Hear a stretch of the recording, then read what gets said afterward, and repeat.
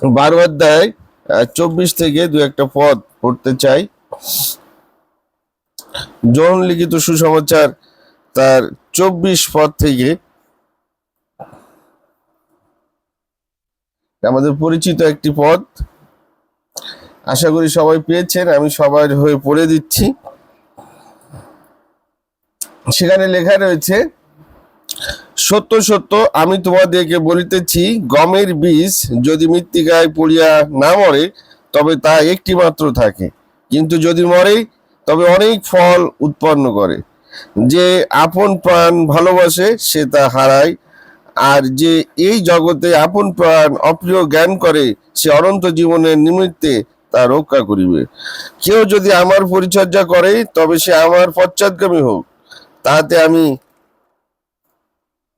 যেখানে থাকি, আমার পরিচারকও সেখানে থাকিবে। কেউ যদি আমার পরিচর্যা করে, তবে পিতা তাকে সম্মান করিবে। আমেন। কত সুন্দর কথা! যখন এটা পড়তেছিলাম, ঈশ্বর আমাদের জন্য কত আশীর্বাদ করেছেন। ঈশ্বরের বাক্য পড়লে, শুনলে হৃদয় ভরে যায়। আসলে এই বাক্যের জন্য আমরা একটু প্রার্থনা করি। আমরা মস্তক অবনত করি, আমরা প্রার্থনায় যাই। চিরমঙ্গলময় স্বর্গের প্রভু, তোমাকে ধন্যবাদ দেই প্রভু, তোমার দয়ার, তোমার অনুগ্রহ, তোমার ভালোবাসার জন্য। কাল সারাটা রাত তুমি আমাদেরকে সুরক্ষা দিয়েছো, সুন্দর দিন দিয়েছো, আরো বাতাস দিয়েছো, বাকি ডাক শোনার সুযোগ করে দিয়েছো প্রভু। তাই তোমার গৌরব, তোমার প্রশংসা, তোমার আরাধনা করি প্রভু। প্রভু, তোমার কাছে সাহায্য চাই, তোমার কাছে নত হই, নম্র হই, তোমার পবিত্র পদতলে নিচে মস্তক অবনত করে রাখি, প্রণত হই, পরিভাত করি প্রভু। তুমি আমাকে আশীর্বাদ করো। আমার এমন কোনো যোগ্যতা, জ্ঞান, বুদ্ধি, প্রজ্ঞা নেই প্রভু। তোমার এই জীবন্ত বাক্য আমি পাঠ করি প্রভু, বিভাজন করি প্রভু। তুমি আমাকে জ্ঞান দাও, বুদ্ধি দাও, প্রজ্ঞা দাও। তোমার পবিত্র আত্মার পরিচালনায় তুমি আমাকে পরিচালিত করো প্রভু, যেন আমার কথা না হয় প্রভু, তোমার কথা হয়। যেন খ্রিস্টে আশ্রিত ভাতা ভগ্নিগণ তোমার বাক্য শুনে তৃপ্ত হতে পারে, আশীর্বাদ পেতে পারে, তোমার নামকে আমি গৌরবান্বিত করতে পারি। সেভাবে তুমি আশীর্বাদ করো প্রভু। শয়তান দিয়ে বলে সমস্ত চাতুর থেকে তুমি আমাকে রক্ষা করো প্রভু। তুমি আমার সহবর্তী থাকো প্রভু। এই প্রার্থনা তোমার পুত্র, জীবন্ত মুক্তিদাতা প্রভু যীশু খ্রিস্টের নামে চাই, তুমি দয়া করে শ্রবণ ও গ্রাহ্য করো। আমেন। কত সুন্দর কথা এখানে বলছি, যে সত্য সত্য আমি তোমাদেরকে বলিতেছি, গমের বীজ যদি মৃত্তিকায় না পড়ে, তবে তাই একটি মাত্র থাকে। এখানে সত্য কথাটা ঈশ্বর দুইবার ব্যবহার করেছে। ঈশ্বর কি মিথ্যা কথা বলে নাকি? না, ঈশ্বর মিথ্যা কথা বলে না, কিন্তু সত্য কথাটা এখানে দুবার ব্যবহার করা হয়েছে। এই কারণে এই কথাটাকে অত্যন্ত জোর দেওয়া হয়েছে, গুরুত্ব দেওয়া হয়েছে, ইম্পর্টেন্ট এই কথাটা। এটা আমাদের জন্য অত্যন্ত কার্যকারী। এর জন্য এখানে দুইবার সত্য প্রভু ব্যবহার করেছেন। সত্য দিয়েছেন কি? মৃত্তিকায় পড়া লাগবে বীজ। মৃত্তিকা মানে মাটি, মাটিতে এই বীজ পড়া লাগবে। যদি এই বীজ মৃত্তিকায় পড়ে, তাহলেই কাজ হবে। রোডের সাইডে না, পাথরের জমিতে না, অন্য কোনো জায়গায় না, মাটিতে পড়তে হবে। এই মাটি কি? এই মাটি হচ্ছে আমরা, আমাদের জীবন। আমাদের এই শরীর মাটি দিয়ে তৈরি, আবার মাটিতে মিলান হয়ে যায়। আমাদের জীবন হচ্ছে এই মৃত্তিকায় মাটি। একটা ভূমি বা একটা মাটি যদি দীর্ঘদিন ফেলিয়ে রাখা হয়, তাহলে সেখানে আগাছা হয়, নানান রকম পশু পাখি, বিচ্ছিরি জিনিস সেখানে বসবাস করে। সেখানে মানুষ বসবাস করতে পারে না, যেতে পারে না। একটা ভূমি যদি মাটি দীর্ঘদিন ফেলিয়ে রাখা হয়। আমার বাসার পাশে 5 বিঘা একটা জমি আছে, আমার পাঁচিলের, মানে আমার ঘরের সাথেই আর কি। এই জায়গাটা আমি জন্মের পর থেকে যে মালিক, তাকে কোনোদিন দেখি নাই। পাঁচিল দেওয়া আছে, ওইভাবে ফেলানো আছে। সেখানে এত ভয়ঙ্কর জঙ্গল যে কোনো মানুষ সেখানে যেতে পারে না ভয়তে। কারণ ওই মাটিটা, ওই ভূমিটা দীর্ঘদিন সেখানে ফেলানো আছে। আমাদের জীবন এরকম। যদি আমাদের জীবনকে আমরা এভাবে ফেলে রাখি, তাহলে এরকম আগাছা হয়ে যায়, নষ্ট হয়ে যায়, পোকা মাকড় বিচ্ছু এরকম বসবাস করে। বলা হচ্ছে উত্তম ভূমি। এই মাটিকে আমরা দেখেছি কৃষক কি করে। কৃষক হচ্ছে যে ভূমিটাকে আছে সেটাকে চাষ করেছে, সে গাছ আগাছা পরিষ্কার করে, চাষ করে, সুন্দরভাবে মাটিটাকে প্রস্তুত করে, হ্যাঁ, তারপরে সে কি বীজ রোপণ করে। আমাদের জীবনকে এরকম, আমরা যারা বিশ্বাসী, আমাদের মেন হচ্ছে আমাদের জীবন। আমাদের জীবনকে আমরা কিভাবে সুন্দরভাবে গুছাতে পারি, কিভাবে আমাদের এই জীবনটাকে আমরা পরিষ্কার করতে পারি, সুন্দরভাবে তৈরি করতে পারি। আজকে যারা আমরা বিশ্বাসী, আমাদের জীবনের দিকে তাকালে আমরা অবাক হয়ে যাই। সুসমাচার প্রচার হচ্ছে আমাদের জীবন, মানুষ আমাদের জীবন দেখে অবাক হবে। আগে যেমন শুনেছি যে কোনো বিশ্বাসী যদি কোর্টে গিয়ে স্বীকারোক্তি দিত, সাক্ষী দিত, জজ সেটা মেনে নিত সেই সাক্ষীর কথা। এখন সেটা হয় না। কারণ কি? আমাদের সেই জীবন, সেই ক্যারেক্টার আমাদের নেই। আমাদের এই ভূমি আজকে আমরা ফেলে রেখেছি, সেখানে আগাছা জন্মে সেখানে নষ্ট হয়ে গেছে। আমাদের এই ভূমিকে, আমাদেরকে এই জমিকে সুন্দরভাবে তৈরি করতে হবে। এটা তো সস্তা নয়, এটা অত্যন্ত কঠিন কাজ। খ্রিস্টের জীবন যাপন করা অত সস্তা নয়। আমরা মনে করি কি, হ্যাঁ, আমরা প্রভু যীশু খ্রিস্টকে মুখে স্বীকার করেছি, আমরা স্বর্গে চলে যাব, না, এরকম না।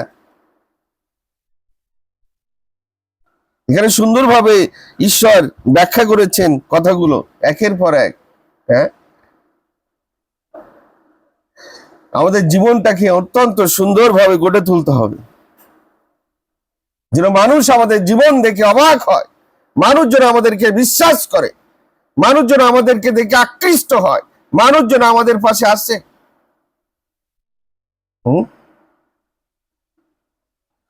মানুষ যেন আমাদেরকে দেখে নিন্দবন্ধ না করে।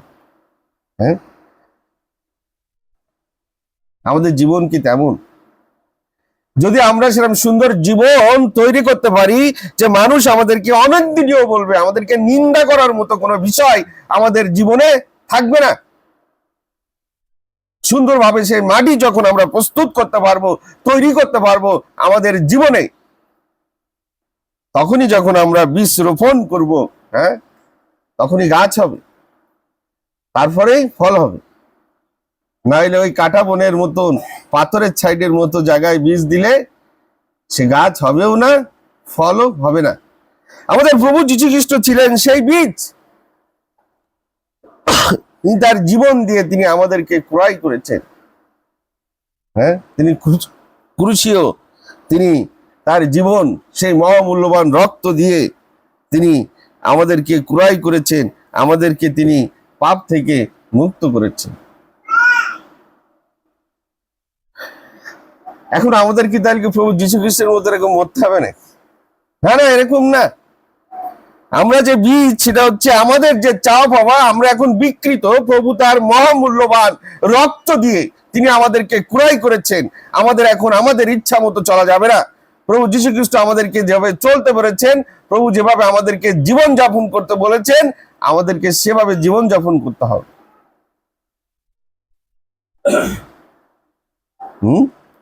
তাহলে গাছ হবে, তাহলেই অনেক ফলবান হতে পারবো আমরা। আমাদের ভিতরে যে আমিত্ব আছে, আমাদের ভিতরে যে নোংরা জিনিসগুলো আছে, মন্দ জিনিসগুলো আছে, বাজে জিনিসগুলো আছে, সেগুলোকে পরিষ্কার করতে হবে, সেগুলোকে ত্যাগ করতে হবে। হ্যাঁ, দাসের মতো, গোলামের মতো আমাদেরকে জীবন যাপন করতে হবে। গোলামের জীবন অত সস্তা নয়। যখন থিওলজি করতাম, স্যার আমাদেরকে গোলামের জীবনকে বুঝানোর জন্য আমাদেরকে মুভি দেখান, যে একটা গোলামের জীবন কেমন। এটা মুখে বললে মানুষ বুঝতে পারবে না যে গোলাম কেমন ভাবে জীবন যাপন করে। গোলামের জীবন অত্যন্ত কঠিন। গোলামদেরকে বিক্রি করা হয়, যারা ধনী মানুষ তারা কিনে, তাদের গলায় এক ধরনের লকেট রাখা হয়, সে মালিকের নাম লেখা থাকে যে মুখ মালিকের এই গোলাম। সে যতদিন বাজবে, ওই মালিক তার যা কিছু বলবে তার সমস্ত কিছু পালন করতে হবে, আমরণ পর্যন্ত, মৃত্যু পর্যন্ত। তার নিজের কোনো ইচ্ছা মূল্য নেই। সারাটা দিন, সারাটা রাত মালিক যা বলবে তাই করতে হবে। সামান্য জায়গায় তাকে থাকতে দিবে, সামান্য খাবার তাকে খেতে দিবে। এটাই হচ্ছে গোলামের জীবন। আর আজকে আমরা বিশ্বাসীরা, আমরা গোলামের জীবন যাপন করতে চাই না। এই পৃথিবীতে আমাদের একটু সে প্রবাদে আছে নাই, চুন খুঁজতেই আমাদের কত অভিযোগ যে কেন আমাদের জীবনে এত দুঃখ, এত কষ্ট, এত ব্যথা, এত বেদনা, এত সমস্যা। আমরা প্রবাসী, এখানে আমরা চিরকাল থাকার জন্য আসি নাই। এখানে আমাদের আবাস নয়, এখানে আমাদের থাকার জায়গা নয়। আমাদের এখানে দুঃখ থাকবে, কষ্ট থাকবে, ব্যথা থাকবে। এটাই তো আমাদের জীবন। আমরা যদি ইয়োবের জীবনে দেখি, সে কি কষ্ট না তার জীবনে সে করেছেন। ঈশ্বর সমস্ত কিছু তার থেকে নিয়ে নেওয়া হয়েছে, তার সম্পদ, তার স্ত্রী, তার সন্তান, এমনকি তার এমন অসুখ হয়েছে যে তার হাড়গুলো ছাড়া তার শরীরে কিছুই নাই। তারপরেও সে ঈশ্বরকে ধন্যবাদ দিয়েছে। আমাদের ঈশ্বর মঙ্গলময়, সব সময় তিনি আমাদের জন্য যা কিছু করেন সমস্ত কিছু মঙ্গলের জন্য করেন। যারা প্রবাসী আমরা দেখেছি তারা কত কষ্ট করে বিদেশে গিয়ে, তাদের জীবন থেকে 20 বছর 30 বছর তারা ত্যাগ করে, সারাটা দিন পরিশ্রম করে, সামান্য খাবার খায়, রোডের সাইডে ছোট্ট কোনো কুঠিরে তারা থাকে, এবং সেই টাকা তারা বাড়ি ভাটায় যেন পরবর্তী জীবনটা তারা ভালো থাকতে পারে, তার পরিবারের লোকজন ভালো থাকতে পারে। আমাদের এই পৃথিবীর জীবন তেমন। এখানে ঈশ্বর আমাদেরকে 70-80 বছরের জন্য পাঠিয়েছেন, খাও দাও, আনন্দ করো, ফুর্তি করো, এরকমের জন্য না। আমাদের প্রবাসী জীবন, কিন্তু আমরা শুধু অভিযোগ করি। ঈশ্বর আমাদেরকে কত ভালো রেখেছেন যদি আমরা একটু ভাবি, আমরা যদি চিন্তা করি, সারাদিন যদি বাসায় গিয়ে তাকে শুকরিয়া দিয়ে আমরা শেষ করতে পারবো না। তাকে ধন্যবাদ তো বলে পারুক, আমাদের শুধু অভিযোগ, শুধু অভিযোগ। এটা আমাদের জীবন নয়। আমাদের আমিত্ব, আমাদের চাওয়া পাওয়া সমস্ত কিছু ত্যাগ করে গোলামের মতো আমাদেরকে জীবন যাপন করতে হবে। সেই বীজ যখন সেই ভূমিতে আমরা রোপণ করতে পারবো, তখনই কি হবে? ফলবান হবে। তখন ঈশ্বর সেখানে ফল দিবেন।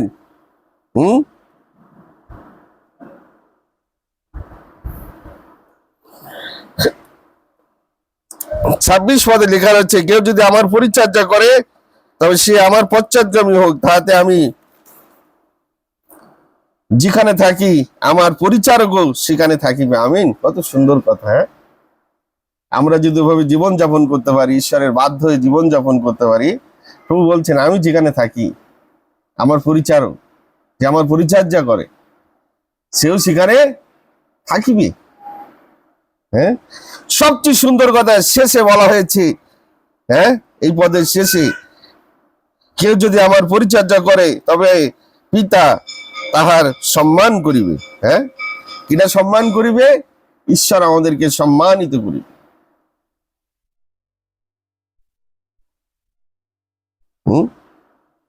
কিন্তু আমরা যখন সেই সততার সাথে, বিশ্বস্ততার সাথে ঈশ্বর আমাদেরকে এখানে আহ্বান করেছে, আমরা যখন সেই সততা বিশ্বস্ততার সাথে ঈশ্বরের এই পরিচর্যা, ঈশ্বরের এই কাজ যখন আমরা নিষ্ঠার সাথে করতে পারবো, ঈশ্বর আমাদেরকে সম্মানিত করবে। ঈশ্বর সম্মানিত করে। আমি দেখেছি আমার জীবন, আমার যে বস রয়েছে, যার মাধ্যমে আমি প্রভুতে এসেছি, তার জীবনে অনেক দুঃখ কষ্ট। আমার জীবনে আর কি দুঃখ কষ্ট, তার চেয়ে বহু দুঃখ কষ্ট তিনি সহ্য করেছেন, এখনো করেন। আমি অবাক হই তাকে দেখলে। কিছুদিন আগেও তাকে ইট মারা হয়েছে তার মাথায়, তার নিজের ভাইরা মেরেছে। আমি তাকে বারবার করে বলেছি যে আপনি থানায় যান, কমপ্লেন করেন। বলছে না, তারা আমার ভাই, তারা জানে না এই জন্য মেরেছে, তারা জানলে মারত না। ঈশ্বর তাকে অনেক সম্মানিত করেছে। এখন বাংলাদেশের মতো জায়গায় তিনি একটা ডিরেক্টর। আমাদের শ্রদ্ধেয় বড় ভাই গল্প শুনেছে মুখে, তিনি পাহাড়ে কত কষ্ট করেছেন। পাহাড় চোখে না দেখলে বোঝা যাবে না কি পথ, সে পথে কখনো হাঁটা সম্ভব নয়। তারাই ঠিক মতো হাঁটতে পারে না, চলতে পারে না, নাই রাস্তা, নাই ঘাট, নাই বাজার, নাই কোনো কিছু। কি জীবন যাপন! সেখানে মানুষের বসবাস করা অত্যন্ত কঠিন। সেসব দুর্গম জায়গায় গিয়ে তিনি পরিচর্যা করেছেন, কত কষ্ট করেছেন জীবনে, খেয়ে না খেয়ে অনাহারে। ঈশ্বর আজকে ভাইকে সম্মানিত করেছে। ঈশ্বর আমাকে কোথা থেকে তুলে নিয়ে এসেছেন, আজকে ঈশ্বর আমাকে পালক বানিয়েছেন, এটা আমার জীবনের সবচেয়ে বড় পাওয়া। ঈশ্বর সম্মানিত করেছে, ঈশ্বর সম্মানিত করেন আমাদেরকে যখন আমরা ঈশ্বরের বাধ্য হয়ে ঈশ্বরের পথে চলি। এর চেয়ে পাওয়া, বড় পাওয়া আমার জীবনে আর কিছু নাই। হ্যাঁ, ঈশ্বরের মনোনীত লোক। আমরা যখন এভাবে বাধ্য হয়ে ঈশ্বরে চলবো, ঈশ্বর আমাদেরকে সম্মানিত করবে। আমার স্যারকে দেখেছি, তিনি এত ধনী পরিবারের ছেলে, হ্যাঁ, ডাক্তারি পড়বে, সেই ডাক্তারি পড়া বাদ দিয়ে সামান্য 300 টাকার বেতনে সুদূর গ্রামে তিনি একটি সুসমাচার পরিচারকের চাকরি করতেন। কত অবহেলা, কত গালি, কত তিরস্কার জীবনে তিনি শুনেছেন। তার বন্ধুরা সবাই ডাক্তার হয়েছে, তিনি হতে পারেনি। কিন্তু ঈশ্বর কি? ঈশ্বর যাকে আহ্বান করেন, ঈশ্বর তাকে সম্মানিত করে। ঈশ্বর তাকে সম্মানিত করেছেন। পৃথিবীর এমন কোন দেশ নেই তিনি যায়নি। হ্যাঁ, ঈশ্বর তাকে এখন কোথায় রেখেছেন, যেখানেই যায়, যে লোকই হোক না কেন তাকে পায়ে হাত দিয়ে সালাম করবে, সম্মান করে। আমি দেখেছি 2টি বছর স্যারের সাথে চলেছি, স্যারের সঙ্গে। ঈশ্বর কত সম্মানিত স্যারকে করেছে। আমরাও যখন ঈশ্বরের এরকম বাধ্য হয়ে জীবন যাপন করব, আমাদের জীবনকে এরকম সুন্দর করতে পারবো, সুন্দর ভূমি তৈরি করতে পারবো, বীজ রোপণ করতে পারবো, তখন আমরা বহু ফলে ফলবান হতে পারবো। হ্যাঁ, তখনই ঈশ্বর আমাদেরকে, এই জগতেও ঈশ্বর আমাদেরকে সম্মানিত করবে, আমাদেরকে সম্মান তিনি দিবেন, মর্যাদা তিনি দিবেন। তা শুনে আমি বিনীত অনুরোধে খ্রিস্টে আশ্রিত ভাতা ভগ্নীদেরকে বলতে চাই, আমাদের জীবনকে আমরা সুন্দর করি। আমাদের মন্দতা আমরা ত্যাগ করি, আমরা ঈশ্বরের বাধ্য হয়ে জীবন যাপন করি, তাহলে ঈশ্বর আমাদেরকে সম্মানিত করবেন, আশীর্বাদ করবেন। হ্যাঁ, ঈশ্বর তার বাক্যে আমাদের প্রচুর পরিমাণে আশীর্বাদ দান করুন। আমিন।